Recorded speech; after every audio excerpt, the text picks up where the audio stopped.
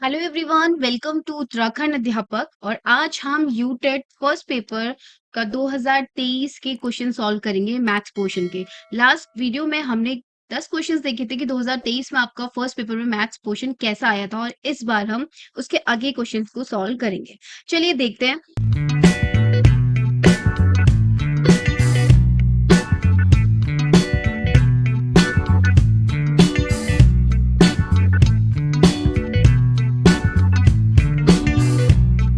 11वां question क्या आया था। एक सपाट सतह जो सभी दिशाओं में अनिश्चित रूप से बढ़ती है उसे क्या कहते हैं। A flat surface which x tends indefinitely in all directions is called a plane, line segment, point। तो आपको बताना है कि ऐसा सपाट, ऐसी सतह जो सभी दिशाओं में अनिश्चित रूप से बढ़ती है उसे क्या बोलते हैं। अब देखो, प्लेन की बात करें तो प्लेन किस तरीके से, ये प्लेन है अगर आप देखो तो, ठीक है। अच्छा, और ऑप्शन पे चलते हैं। लाइन क्या होती है, दो दिशाओं में एक्सटेंड हो सकते हैं, या तो इधर हो सकती है या फिर इधर हो सकती है। रेखाखंड यानी कि लाइन सेगमेंट जो होता है, लाइन का एक क्या होता है, पार्ट होता है, ठीक है, जिसके दो एंड पॉइंट्स आपके आ जाते हैं। उसके अलावा पॉइंट इज पॉइंट, तो यहाँ पर एक ही जो है क्या है, फर्स्ट ऑप्शन है प्लेन, जो क्या है हर एक दिशा में क्या हो सकती है, फ्लैट सरफेस है, जो क्या हो सकती है और डायरेक्शंस में क्या होती है, अनिश्चित काल से बढ़ सकती है। Next question is area of the greatest circle inscribed inside a square of side 14 centimeter is। 14 centimetre भुजा वाले एक वर्ग के अंदर खींचे जा सकने वाले सबसे बड़े से बड़े वृत्त का क्षेत्रफल क्या होगा।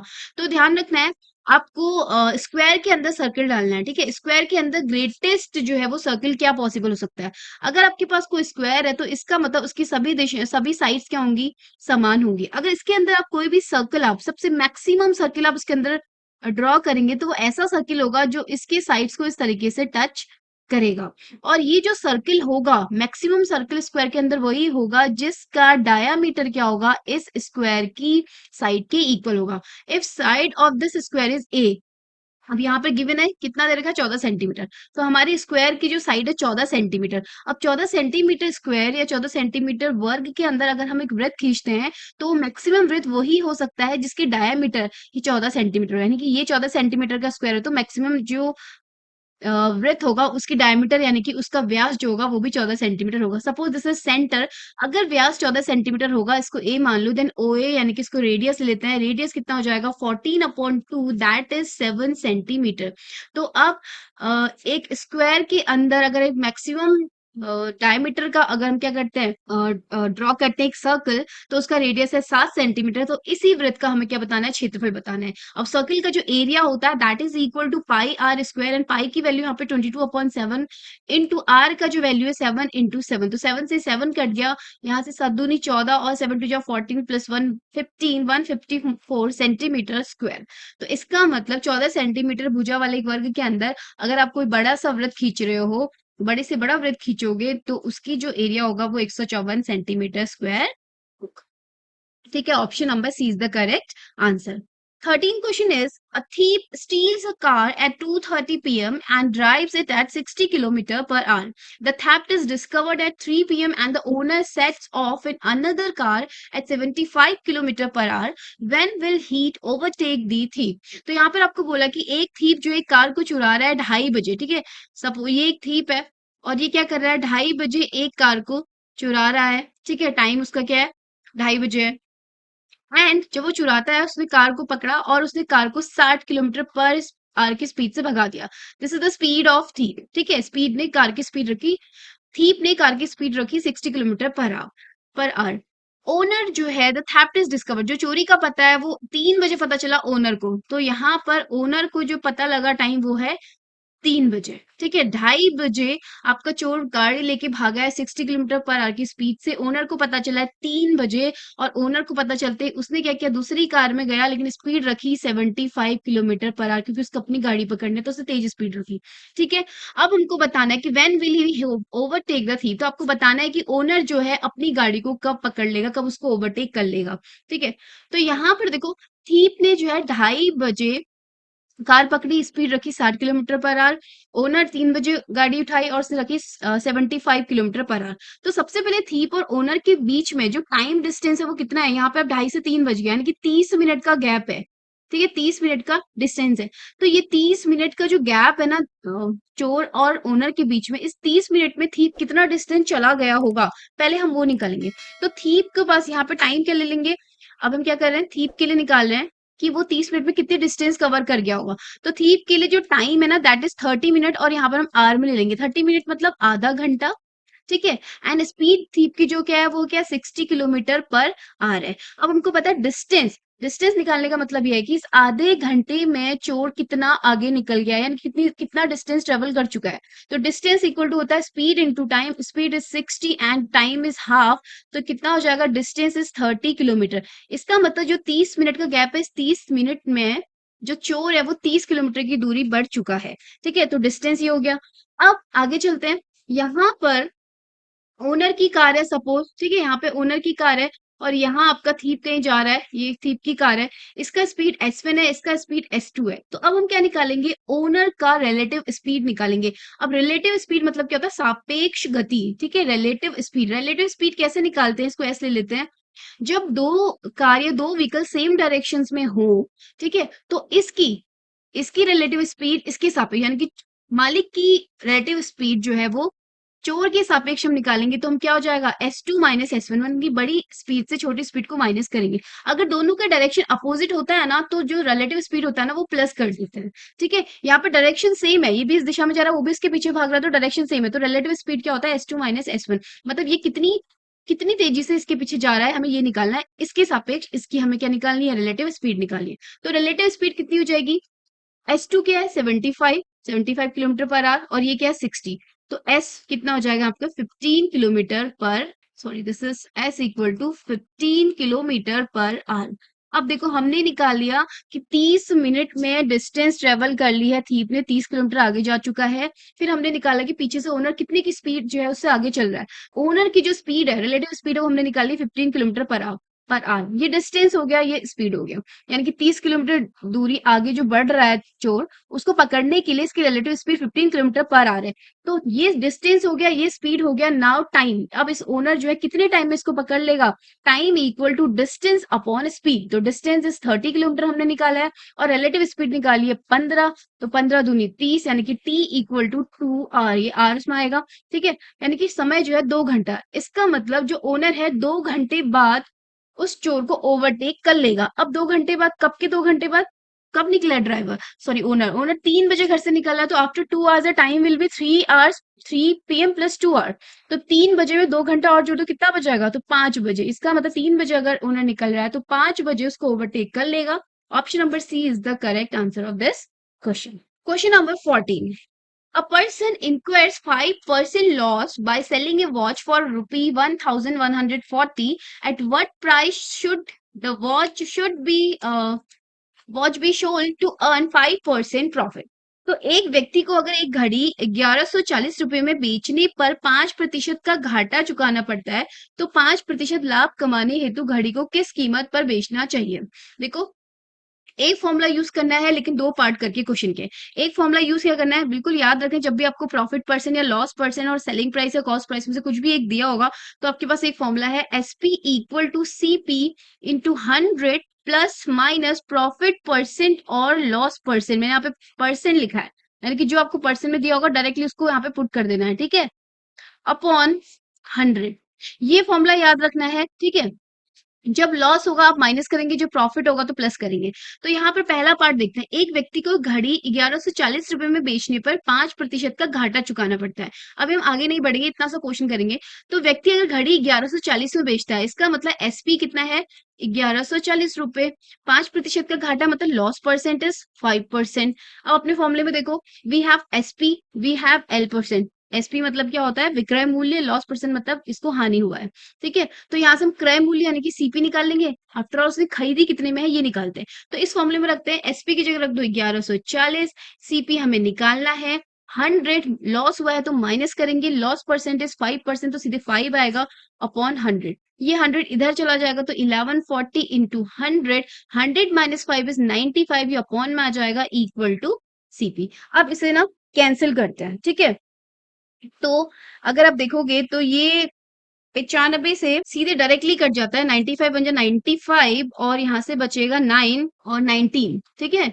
तो 0 आ जाएगा तो कितना आ जाएगा 2 टाइम्स, तो 1200। सीपी कितना आ गया आपका 1200 रुपये आ गया।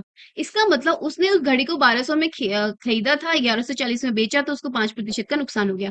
अब क्रय मूल्य ये निकल गया। लाभ और हानि हमेशा क्रय मूल्य पे काउंट की जाती है। आगे क्वेश्चन बोल रहा है कि 5% लाभ कमाने हेतु घड़ी को किस कीमत पर बेचना चाहिए। अगर उसने घड़ी को इतने रुपए में खरीदा था तो अब वो उसे कितने में बेचे, इस सीपी इतना है, इतने में खरीदा है, अब उसे कितने में बेचे कि उसको प्रॉफिट हो जाए। कितना प्रॉफिट हो जाए, 5% का प्रॉफिट हो जाए, उसका सेलिंग प्राइस बताना है। सेम फॉर्मूला वापस रख लेंगे, ठीक है। तो इसको मैं यहाँ पे रख लेती हूँ, यहाँ पे कर लेती हूँ। तो यहाँ पे क्या रखेंगे आप, अब आपको एसपी निकालना है तो डायरेक्ट इस फॉर्मूले में रखते हैं। तो यहाँ से एसपी इक्वल टू हो जाएगा सीपी इज 1200। अब सीपी आपने निकाल लिया है, 100 प्लस प्रॉफिट परसेंट यानी कि 5/100। तो 20 से 20 कट गया, तो एसपी इक्वल टू हो गया 105 इंटू 12, 12 इंटू 105। तो यहाँ से इसको आप क्या करो, मल्टीप्लाई कर लो 12 5 जो 6 जी, 12 1 जा 12। तो 1260 रुपए में उसको बेचना पड़ेगा, तब जाके उसको 5% का लाभ होगा। अगर 1200 में खरीदी हुई चीज को वो 1260 में बेचता है, तब जाके उसको क्या होगा, लाभ होगा। तो option number D is the correct answer of this question, ठीक है। Now next question, question number 15। One of the internal angle of a parallelogram is 30 degree less than the double of the smallest angle, then its greatest internal angle will be. एक समांतर चतुर्भुज का एक आंतरिक कोण, अब देखो ये अगर हमारे पास एक समांतर चतुर्भुज है, इसका एक आंतरिक कोण कितने होते हैं, यहाँ पे 4 होते हैं, ठीक है। समांतर चतुर्भुज की प्रॉपर्टी सम्मुख कोण बराबर होते हैं, और वो बोला कि एक आंतरिक कोण उसके सबसे छोटे कोण के दुगुने से 30 डिग्री कम है, तो इसका सबसे बड़ा आंतरिक कोण बताना है। अब यहाँ पर देखो, सपोज ये सबसे छोटा कोण है, तो माना सबसे छोटा कोण, या हमने बोला let the smallest angle of this parallelogram, smallest angle हमने मान लिया x डिग्री, तो ये इसको मान लो x डिग्री। अब अगर ये x होगा ना, ये भी कितना होगा x डिग्री। तो अब क्या बचा, अगर उसके बाद उसने बोला कि एक आंतरिक कोण, एक तो सबसे छोटा x डिग्री, अब जो दूसरा है ना वो क्या होगा, इस छोटे के दुगुने से 30 कम है, तो ये वाला मान लेते हैं। तो ये वाला कितना होगा, इस छोटे के दुगुने से, छोटा क्या है x, उसका दुगुना कितना होगा 2 इंटू एक्स, दुगुना 30 का मतलब 30 डिग्री, ये 2x माइनस 30 डिग्री। तो ये वाला कोण कितना हो जाएगा 2x माइनस 30 डिग्री। ये 2x माइनस 30 है ना, तो ये भी कितना होगा 2x माइनस 30 होगा। तो यही इसमें केस है, 2x होंगे, 2 ये होंगे। अब हमें बताना है कि इसके सबसे बड़ा आंतरिक कोण क्या होगा। तो पहले तो मैं x निकालते हैं, x कैसे निकलेगा, अब समांतर चतुर्भुज की प्रॉपर्टीज, ये सामने वाली जो भुजाएं होती है समांतर होती है, ये ट्रांसवर्सल यानी कि तिर्यक रेखा का काम करता है, ठीक है। ऐसे ये दोनों समांतर है, ये तिर्यक रेखा काम करेगा, ये दोनों समांतर है, ये तिर्यक रेखा काम करेगा। तो इसके जो ये एडजेसेंट एंगल्स होते हैं, ये और ये, इनका सम हमेशा क्या होता है 180 डिग्री होता है। या फिर आप बोल सकते हो ये और ये, या ये और ये, इनका सम क्या होता है 180 डिग्री होता है। तो this plus this is 180 degree, तो 2x minus 30 plus x equal to 180 degree, ठीक है। तो यहाँ पर क्या हुआ, सबसे छोटा कोण और जो दूसरा दूसरा कोण था जिसका संबंध दिया है कि इसके दुगुने से 30 कम है, उन दोनों का सम कितना हो जाएगा 180। तो 2x प्लस एक्स 3x, ये 30 वहां चला जाएगा, 180 में ऐड हो जाएगा 210, यहाँ से x निकल जाएगा 3 7 21 यानी कि 70 डिग्री। सबसे छोटा कोण 70 डिग्री है, तो सबसे बड़ा कोण क्या होगा, देखो ये तो 70 डिग्री है सबसे छोटा, तो ये भी क्या होगा 70 ही होगा, सम्मुख कोण बराबर होते हैं। तो बचा क्या, ये वाला कोण, यानी कि दोनों सेम ही होंगे। तो सबसे बड़ा कोण कितना हो जाएगा, तो greatest angle will B 2x minus 30, that is 2 into 70 minus 30, तो कितना होगा 140 माइनस 30, दैट इज 110 डिग्री। तो 110 degree is the right answer. अब सी ऑप्शन क्या हो, करेक्ट हो गया। अब इसको एक तरीका और समझने का, ठीक है, जरूरी नहीं आप इतनी बड़ी कैलकुलेशन करो। आपने x निकाल लिया 70 डिग्री, x 70 है, देखो यहाँ पर अगर x 70 है तो ये वाला कोण कितना होगा 180 माइनस 70, 110 डिग्री। तो इसके लिए आपको समांतर चतुर्भुज की प्रॉपर्टीज को रिकॉल करना पड़ेगा, ठीक है। तो उससे आप जल्दी से इसको निकाल सकते हैं। The 16th question is x का मान ज्ञात कीजिए यदि नीचे दिए गए डेटा का समांतर माध्य 0 है। आपको इस क्वेश्चन में x बार यानी कि समांतर माध्य दे रखा है 0, ठीक है। Calculate the value of x if the arithmetic mean of following data is 0। ये डेटा क्या है इसका, इस डेटा का सॉरी मीन क्या है 0 है। अब यहाँ पे नंबर्स दे रखे हैं यानी कि एक्स आई, ये क्या फ्रीक्वेंसी यानी कि एफ आई। तो जब भी हम लोग क्या करते हैं अरिथमेटिक मीन निकालते हैं तो एक्स आई एफ आई निकालते हैं, मतलब इन दोनों को मल्टीप्लाई करते हैं। तो दिस इंटू दिस, तो एक और कॉलम बचेगा, बनेगा एक्स आई गुणा एफ आई। तो 3 इंटू, ये हो जाएगा 3 इंटू एक्स प्लस 3, तो 3 इंटू एक्स प्लस 3, ये हो जाएगा 7 इंटू एक्स माइनस 7, और ये हो जाएगा 11 इंटू एक्स माइनस 4। तो इनको यहीं पे कैलकुलेट कर लेते हैं। 3 इंटू एक्स प्लस 3 मतलब 3x plus 9, 7x minus 49, 11x minus 44, ये तीन निकल गए। अब उसके बाद हम क्या निकालते हैं, जितने भी एफ आई एक्स आई निकले हैं इनका सम निकालते हैं, समेशन एफ आई एक्स आई, मतलब इन तीनों को ऐड करना है। तो ऐड करते हैं, 7 3 10 हो गया, 10 और 11 कितना होता है 21x, और यहाँ पे दो नेगेटिव है और एक पॉजिटिव है, तो इनको पहले क्या कर लेते हैं, इन दोनों को सॉल्व कर लेते हैं पहले। तो ये -40 आ जाएगा, ये -40 आ जाएगा, -44, तो कितना हो जाएगा -4, और -4 प्लस 4 ये हो जाएगा -8, तो 21x माइनस 84 आ गया। अब जो x बार होता है यानी कि मीन होता है, ठीक है, मीन का फॉर्मूला क्या होता है, summation F I x I upon summation F I. Summation F I मतलब इनका सम, तो 7 3 10 और 11 कितना होता है 21, ठीक है। तो यहाँ पर x बार की वैल्यू ही 0 दे दी, ये 0 दे दिया, तो इधर क्या बचा 21x माइनस 84 अपॉन 21, नीचे क्या है फर्क नहीं पड़ेगा क्योंकि यहाँ जाके इसने 0 होना है, तो 21x minus 84 equal to 0, 21x equal to 84, यहाँ से x कितना हो जाएगा 4 हो जाएगा, तो x इक्वल टू 4, डी क्या हो जाएगा यहाँ पे राइट आंसर आपका हो जाएगा, ठीक है। इस तरीके से मीन के क्वेश्चंस को हमें सॉल्व करना है। 17th क्वेश्चन इज, यदि एक घन की प्रत्येक भुजा 3 गुना कर दी जाए तो इसका आयतन कितना बढ़ेगा, ठीक है। If each side of a cube is triple then its volume is increase by, अब देखो यहाँ पे हम दो केस लेते हैं, ये हो गया क्यूब, ठीक है, ये हो गया ओल्ड क्यूब कर लेते हैं, ठीक है, जब भी नॉर्मल उसकी साइड्स हैं, यहाँ पर हमने कुछ उसका बढ़ा दिया, तो ओल्ड क्यूब की हमने क्या लिख लिया, साइड लिख लिया। साइड कितनी होगी, सपोज पहले ए थी, अब आपने उसको 3 गुना बढ़ा दिया जाए, अब कितना हो गया 3a हो गया। पहले क्यूब की जो साइड थी वो a सेंटीमीटर थी, अब 3a सेंटीमीटर हो गया। नाउ वॉल्यूम देखते हैं, नाउ वॉल्यूम, अगर साइड a सेंटीमीटर होगा तो वॉल्यूम कितना होगा, volume of a cube is a cube, और यहाँ पे कितना हो जाएगा 3a का होल क्यूब, इसको 3a का होल क्यूब मतलब 3 का क्यूब इंटू a क्यूब, तो 3 का क्यूब इज 27 a क्यूब। ये इस नए का वॉल्यूम है, ये पुराने का वॉल्यूम है, ठीक है। अब इसके वॉल्यूम में कितना इंक्रीमेंट हुआ ये बता रहा है, परसेंटेज में पूछना है, परसेंटेज में पूछ रहा है, तो इसका मतलब ए क्यूब से 27 ए क्यूब चला गया, तो कितना इसमें परसेंटेज का इंक्रीज हुआ, तो इंक्रीज परसेंट का फॉर्मूला इज, जो न्यू है volume that minus old volume A cube upon किससे कंपेयर करना है, कितना इंक्रीज हुआ, इंक्रीज कितना हुआ, इसका मतलब कंपेयर करना है पुराने वाले से, तो नीचे क्या आएगा पुराना वाला इंटू 100, क्योंकि परसेंटेज में निकालना है, ठीक है, जो भी आएगा वो परसेंटेज में आएगा। 27 ए क्यूब में से ए क्यूब घटाएंगे तो कितना आ जाएगा 26 ए क्यूब, नीचे है a cube into 100, a cube से ए क्यूब कटा, 26 into 100 is 2600%, 2600%, option number C is the correct answer of this question number 17, ठीक है।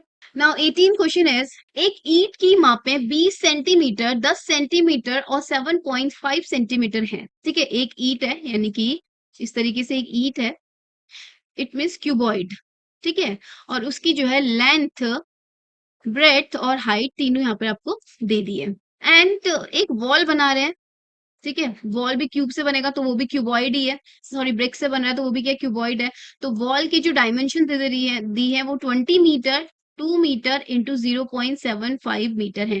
देखो यहाँ पर ये सेंटीमीटर क्यूब है, तीनों सेंटीमीटर में है, ये मीटर में है, ठीक है। तो बता रहे पूछ रहे हैं कि कितने ऐसे ईंट जिनके डायमेंशंस ये हैं, ऐसे कितनी ईंट का यूज करके इतने डायमेंशंस की वॉल बनेगी, तो ऐसे क्वेश्चंस के लिए हमेशा क्या करते हैं, नंबर ऑफ ब्रिक्स, जो भी नंबर आपको निकालने को आता है ऐसे क्वेश्चंस में, तो बड़ा वाला यानी कि वॉल का वॉल्यूम अपॉन हम क्या करेंगे ए क्यूबॉइड यानी कि ब्रिक का वॉल्यूम निकाल लेते हैं, ठीक है, दोनों ही क्या है आपके, दोनों ही क्यूबॉइड है, एंड क्यूबॉइड का volume is length into breadth into height, तो वॉल यहाँ पे कितना हो जाएगा 20 metre into 2 metre into 0.75 metre upon नीचे क्या है आपका 20 सेंटीमीटर, 10 सेंटीमीटर इंटू 7.5 सेंटीमीटर। अब इस क्वेश्चन को करने के लिए ना हमें डायमेंशंस को चेंज करना पड़ेगा, एक ही डायमेंशंस में लेके आना है, तो 20 मीटर इन ऊपर वाले को ना सेंटीमीटर में चेंज कर लेते हैं, तो 1 मीटर में होता है 100 सेंटीमीटर, तो 20 मीटर में यानी कि 20 गुणा 100 सेंटीमीटर, ऐसे 2 मीटर में 2 गुणा 100 सेंटीमीटर, 30 में 0.75 इंटू 100 सेंटीमीटर, 0.75 मीटर था, तीनों को ये सब सेंटीमीटर में आ गया, नीचे ऑलरेडी सेंटीमीटर में है 20 इंटू 10 इंटू 75 सेंटीमीटर क्यूब, तो ये कट गए। अब यहाँ पर आप क्या करेंगे 20 से 20 कट गया, 0 से 0 कट गया, ठीक है, ये 75 से आपका ये कट गया, उसके बाद आपके पास क्या बचा 2 इंटू 100 इंटू 10, आपके पास बचा 2 इंटू 100 इंटू 10, तो कितना हो जाएगा 2 इंटू 1000 मतलब सॉरी 20,000, एक जीरो का यहाँ पे कहीं पे मिस्टेक आ रहा है, 20 से 20 कट गया, 10 से 10 कट गया है। हाँ ठीक है, 100 इंटू 1000 इतना 0.75 75, 22 इंटू 100, 100 इंटू 10,000, तो 2 इंटू 1000, ये कितना हो गया आपका 20,000 आना चाहिए। यहाँ पे थोड़ा सा आपका कहीं पर किसी जीरो में दिक्कत आ रही है, नीचे कितना है 10 सेंट, अच्छा सॉरी, एक्चुअली जो ब्रेक की मेजर है वो 7.5 है, तो मैंने यहाँ पे 75 कर दिया, दिस इज 7.5, तो अपने ऊपर क्या हो जाएगा, एक जीरो बढ़ जाएगा, तो ये कितना हो जाएगा 20,000 ब्रिक्स, क्या होगा इसका राइट आंसर होगा, option number C is the correct answer. ठीक है, तो जब भी नंबर ऑफ ब्रेक्स इस तरह के क्वेश्चन आते हैं, तो उसमें हमेशा क्या होता है, इन सॉलिड्स में जो जो बनाना है, वॉल बनानी है, तो बड़े का वॉल्यूम अपॉन किसका यूज कर रहे हैं, ब्रेक का, तो अपॉन एक ब्रेक का वॉल्यूम करेंगे, तो आंसर आपका क्या आ जाएगा, नंबर ऑफ आपकी ब्रेक्स यहाँ पर आ जाएंगे। ठीक है, तो ये थे आपके आज के क्वेश्चंस, 6 से 7 क्वेश्चन हमारे और बचे हैं, उसको हम नेक्स्ट वीडियो में कवर करेंगे। तब तक आप लोग प्रैक्टिस करते रहिए, keep watching and keep practicing. Thank you everyone.